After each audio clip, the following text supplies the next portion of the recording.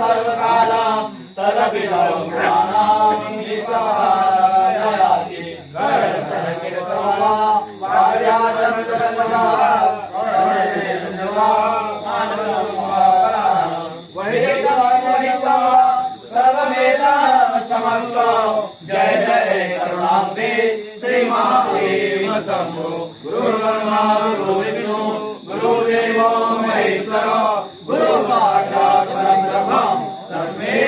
श्री गुरुवे नमः ध्यानमूलं गुरुमूर्ति पूजामूलं गुरुपदं मन्त्रमूलं गुरुवाक्यं मोक्षमूलं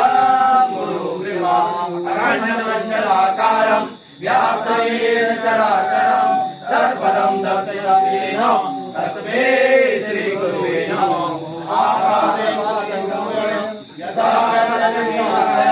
सर्वदेवं नमस्कारं तेषां मयि गच्छति तेषां क्लेशनाशाय दुःखनाशाय दुःखहरं श्रीहरिपापनाशाय गोविन्दं मोक्षदायकं मन्त्रसत्यं पूजा सत्यं सत्यं देव निरञ्जनं गुरुवाक्यं सदा सत्यं सत्यमेकं परं पदम् अन्यथा शरणं नास्ति त्वमेव शरणं मम तस्मात् भावेन रक्षणा महेश्वर प्रातःकाले शिवं दृष्ट्वा निशा पापं विनश्यति